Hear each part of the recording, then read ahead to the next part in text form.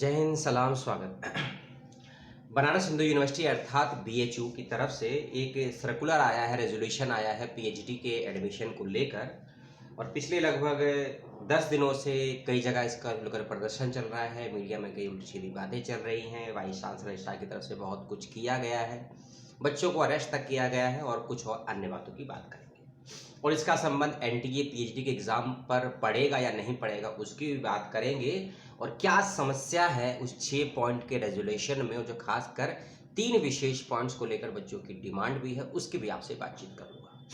इस वीडियो बनाने की इच्छा तब हुई जब कुछ लोगों का मेल और फेसबुक के माध्यम से कुछ सवाल प्राप्त हुए, तो उनके जवाब भी होंगे और रेजोल्यूशन क्या कहता है और कैसे आपको इससे डील करना है और एडमिशन की प्रक्रिया कैसे प्रभावित करेगी, उसकी चीज़ की बातचीत करेंगे।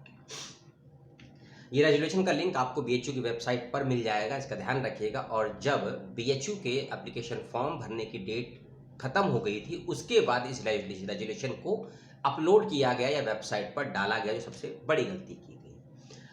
आप एप्लीकेशन फॉर्म सबमिट होने के बाद में कुछ नया परिवर्तन करते हैं सीट्स के अंदर, नियम कानून के अंदर, एडमिशन की प्रक्रिया के अंदर, जो कि एथिक्स और नैतिकता और यूजीसी के नियम के खिलाफ जाती है। इन्हीं सभी बातों को लेकर वहां के कुछ पूर्व के शोधार्थी, कुछ वर्तमान के शोधार्थी, कुछ सामाजिक कार्यकर्ता अपनी मांगों को लेकर एक शांतिपूर्ण तरीके से प्रदर्शन कर रहे थे। और यह आपने कई चैनलों पर देखा सुना भी होगा, और अगर नहीं देखा सुना होगा तो अपने आप को शोधार्थी कम मानव समझिएगा। दूसरी बात, रेजोल्यूशन के 6 पॉइंट कहते क्या है और इसका फर्क आप समझ सकते हैं यूजीसी नेट की जो परीक्षाएं होती है, खासकर उन सब्जेक्ट्स में जहां नॉर्मलाइजेशन लागू कर दिया जाता है, क्योंकि रेजोल्यूशन का पहला पॉइंट ही कहता है नॉर्मलाइजेशन। अब ये बला क्या है, इसको थोड़ा समझिएगा। परीक्षा होगी आपकी 400 अंकों की, है ना, और नेगेटिव मार्किंग है या नहीं, एनटीए निकले कर दिया, कोई नेगेटिव मार्किंग नहीं है। लेकिन जो ये नया नॉर्म्स आया है रेजोल्यूशन का बीएचयू की तरफ से, उसका पहला नियम ही कहता है कि ये इस स्कोर को 8% या 800% के हिसाब से माइनस कर दिया जाएगा। सरल शब्दों में, अगर 400 नंबर की परीक्षा है और आपके जो भी उसमें अंक आए हैं, 300 नंबर आए हैं, 250 नंबर आए हैं, उस स्कोर को 8 से डिवाइड कर दिया जाएगा। 8वां हिस्सा ही आपका स्कोर माना जाएगा। अब इसको समझना कैसे, समझिए। मान लीजिए किसी बच्चे के 400 में से 200 नंबर आए हैं, है ना, 400 में से 200 नंबर आए हैं, तो इसका मतलब ये हुआ कि उस बच्चे के 50 में से 25 नंबर माने जाएंगे। ठीक है, तो ये इसका पहला पॉइंट कहता है, क्लियर कट, और इसी का संबंध नॉर्मलाइजेशन से है, जो रेजोल्यूशन का पहला पॉइंट कहता है। दूसरे पॉइंट को समझिए।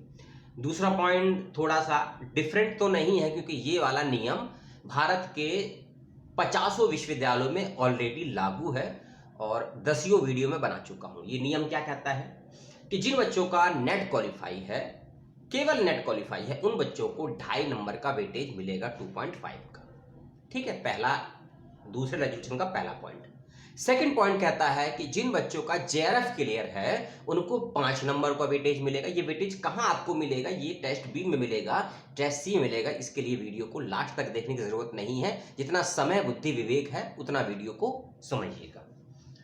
जिन बच्चों का सेट क्लियर है, सिलेट क्लियर है, गेट क्लियर है, या और कोई नेशनल एग्जामिनेशन पास है, उनको किसी प्रकार का अतिरिक्त नंबर नहीं दिया जाएगा। ठीक है, दूसरा रेजोल्यूशन का ये भी कहता है पॉइंट। आप समझिए कि जिस बच्चे का नेट और जेआरएफ दोनों क्लियर है, क्या उस बच्चे को 7.5 नंबर मिलेंगे? ऐसा कहीं कुछ भी अपने दिमाग में ना ही रखिएगा, ना ही ये बात प्रोस्पेक्टर में मेंशन है, ना ही ये बात रेजोल्यूशन में मेंशन है। ठीक है, आपका नेट या जेआरएफ यदि दोनों है तो नॉर्मल सी बात है, आपको जेआरएफ के ही अंक मिलेंगे, क्योंकि 5 नंबर है। ठीक है, ये बात कहता है। रेजोल्यूशन में आगे एक बात कही गई है नेशनल स्तर की फेलोशिप को लेकर। ठीक है, एग्जामिनेशन एक अलग चीज होती है, फेलोशिप एक अलग होती है। ठीक है, तो नेशनल फेलोशिप अगर आपने किसी प्रकार की प्राप्त कर रखी है, उसके लिए एलिजिबल है, तो उस कंडीशन में भी आपको 2.5 नंबर प्राप्त होंगे। अभी नेशनल फेलोशिप में कौन कौन सी आएंगी, ध्यान से सुनिएगा और समझने का प्रयास करिएगा। NF OBC, NF SC, NF ST, NF SC, NF OBC, NF ST और तीसरी एक और है मौलाना आज़ाद नेशनल फेलोशिप, इसको हम मानू बोलते हैं। एक और है Rajiv Gandhi national fellowship, RJNF बोलते हैं, ठीक है। और कुछ विशेष प्रकार की फेलोशिप भी होती है जो UGC के द्वारा प्रदान की जाती हैं, जिसमें ICAR होता है, ICMR होता है, ICSSR होता है, ICPR होता है, ICHR होता है, DRDO का होता है, CSIR का होता है, ठीक है। तो इस प्रकार की फेलोशिप भी अगर आपने प्राप्त कर रखी है, आप उसके लिए कैंडिडेट के दावेदार हैं, तो आपको प्रवेश परीक्षा भी नहीं देनी है एग्जाम्प्टेड कैटेगरी के थ्रू, और आपको इसी के साथ साथ में कोई विशेष नंबर नहीं मिलेगा। एग्जाम्प्टेड रह जाएंगे, लेकिन अगर आपने कोई नेशनल फेलोशिप प्राप्त करी है तो आपको ये 2.5 नंबर या 5 नंबर का फायदा नहीं होने वाला है। 2.5 नंबर केवल नेट पास को मिलेगा और JRF पास वालों को केवल 5 नंबर मिलेगा। ये कहता है रेजोल्यूशन का पॉइंट नंबर 3। इस बात को यदि नहीं समझे हैं तो वीडियो को आगे पीछे करके सुनिएगा और समझिएगा। रेजोल्यूशन का चौथे नंबर का पॉइंट क्या कहता है, जो विशेष समस्या पैदा करता है बच्चों को लेकर, उसको बताने से पहले मैं पॉइंट नंबर 5 और 6 आपको समझा देता हूं, क्योंकि पॉइंट नंबर 4 पे थोड़ा समय लग जाएगा। और इसी समस्या को लेकर बच्चे वहां हड़ताल प्रोटेस्ट अपनी मांगों को लेकर बैठे हुए हैं। बच्चों की गलती नहीं है। आर्टिकल 19 आपको अधिकार देता है भारतीय संविधान का, अभिव्यक्ति कहता है ना, और वह भी शैक्षणिक संस्थानों की अभिव्यक्ति के लिए संवैधानिक अधिकारों का अधिकार भी आपको संविधान देता है। आर्टिकल 26 से 1929 पढ़ लीजिएगा। रेजोल्यूशन का 5वां पॉइंट कहता है रिजर्वेशन को लेकर। गवर्नमेंट ऑफ इंडिया की जो भी रिजर्वेशन के नियम कानून हैं सभी यहाँ पर भी लागू होंगे, इसमें कोई भी बदलाव परिवर्तन नहीं किया गया है। समस्या इसमें एक चीज की आ गई है, रेट की और एग्जाम्पशन कैटेगरी वाले की। रेजोल्यूशन कहता है कि भारत सरकार के जो भी नियम कानून है दोनों यहाँ लागू होंगे, लेकिन अलग अलग कैटेगरी के अनुसार, क्योंकि BHU अपने स्तर पर अलग एक परीक्षा लेता है रेट की, है ना, जो बच्चे नेट JRF होते हैं, और एक परीक्षा एग्जाम्पशन कैटेगरी की भी लेता है। तो इसी को लेकर थोड़ा सा मतभेद जरूर हो गया है कि अगर आप एग्जाम्प्टेड कैटेगरी रेट के थ्रू जाते हैं तो क्या आपको एक्स्ट्रा वेटेज मिलेगा, क्योंकि इसी समस्या का विकृत रूप पॉइंट नंबर 4 में दिया गया है।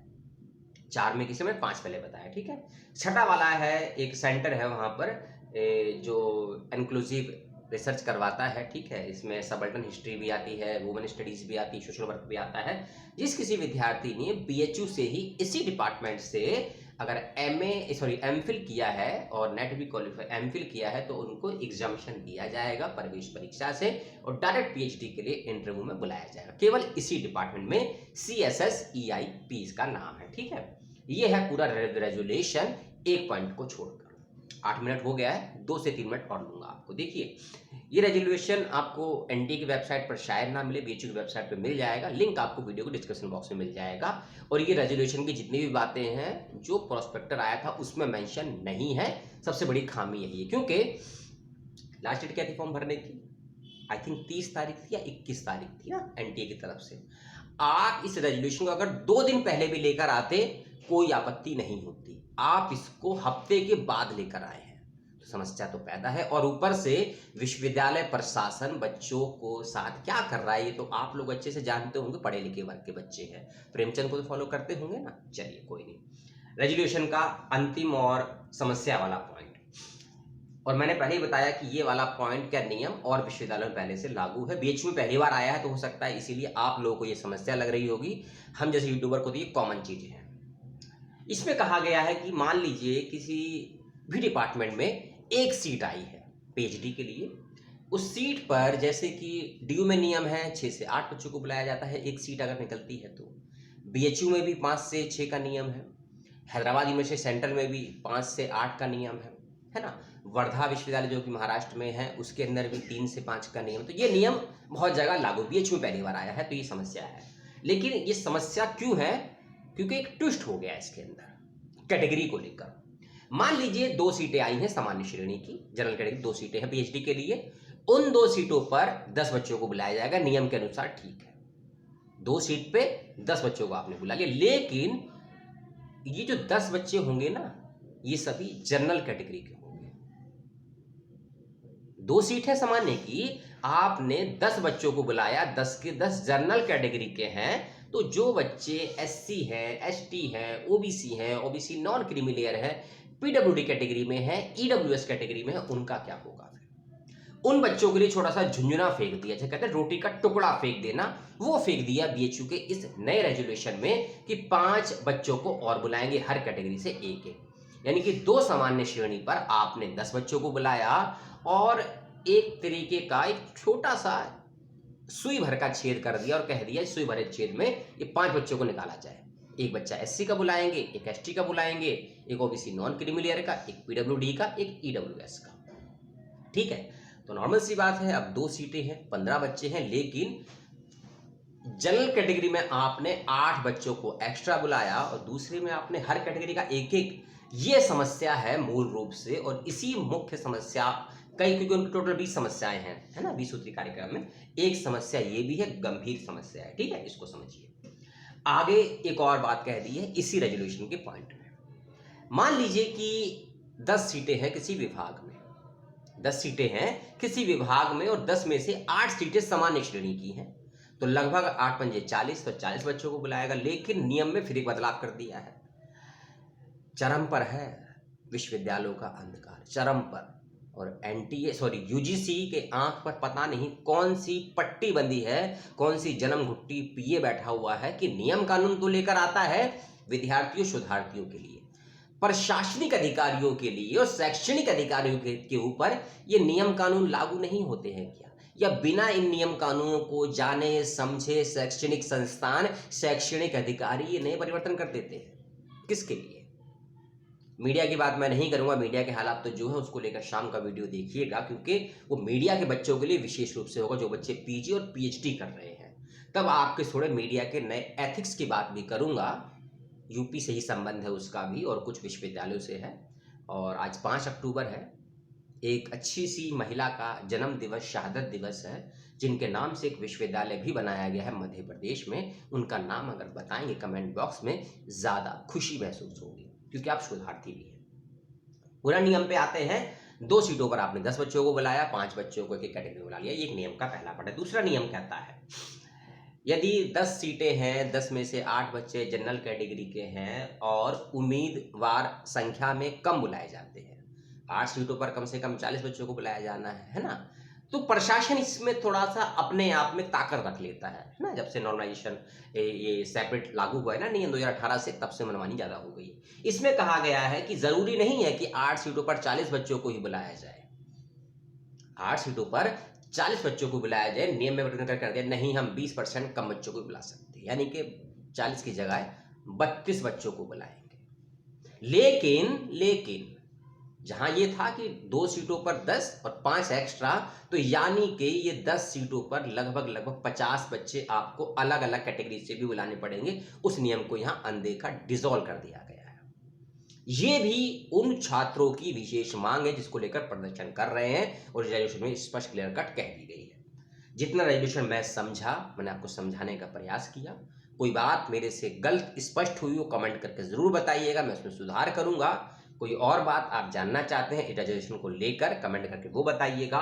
कोई और जानकारी जो आपके पास है, शेयर करने वाली है, समझाने वाली है, बतलाने वाली है, आपको लगता है इस पर चर्चा, बहस, संवाद, विमर्श होना चाहिए या वीडियो बनाया जाना चाहिए, तो कमेंट करके बताइएगा। और NTA PhD के एंट्रेंस एग्जामिनेशन का शेड्यूल आ चुका है, वीडियो बना के आपको दिया जा चुका है। अक्टूबर के महीने के लास्ट में, इसी महीने की आपकी परीक्षाएं होनी है, 4 दिन तक चलेगी।